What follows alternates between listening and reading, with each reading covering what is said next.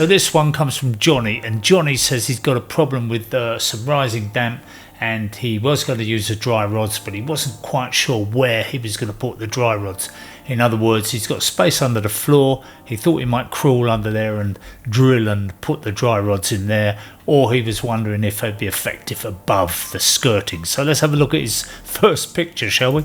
You can see straight away, I mean, there's a damp all there. It's quite clear to see, but that doesn't look like rising damp to me at all. I'm not sure he's barking up the right tree here. Now here's a bit of corner bead, and all that corner bead down there is where they've plastered the wall. It's gone rusty, so that gives us an indication of something, doesn't it? But look at this pattern of damp here. Look where it's coming from. What's going on here? So let's have a look. Let's see if we can get another picture.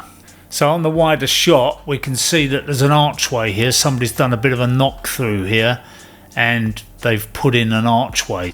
It's not rising damp, is it? I said to him, look, I need some more pictures here, Jonny, because this is really difficult just with a couple of pictures. So I said, send me pictures of what's above that area, and if you can, send me some pictures for what's outside. So this is what he came up with above the area, which is a bathroom.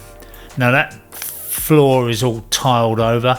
There's a basin there, and he said that basin is just about directly above where that damp is coming through. So never jump to conclusions, but I'm looking at this and I'm thinking, okay, what if that basin's got a waste that's leaking and going down inside that wall, and that wall has been, there's a full section of arch there, so there'd be a bit of a hollow inside there. So what I would suggest is there's a leak on that basin waste, which is just up there, and it's leaking down inside this. This is a bit of false work that they've done with this arch. Maybe there's a lintel in there somewhere, but whatever it's doing, it's finding its way, tracking its way down the wall there, inside that hollow section, and finding its way along behind that new plasterwork into that area there. That's what I'm suggesting. I hope that helps other people who are trying to diagnose damp, because if he'd gone and bought himself some dry rods from Safeguard, I mean, they work in stopping rising damp for sure, and all kinds of other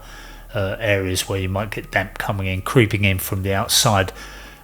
They work, but in this situation they wouldn't have done any good at all, and he would have been wasting his money. And this sometimes is why people start down this thing of, oh, those dry rods are a load of nonsense, they don't work, or whatever else they say. Actually, the reason is that they're trying to treat something that isn't rising damp with a product which is made to treat rising damp. So I hope you found that helpful. Come back and see me soon. Keep those questions coming in.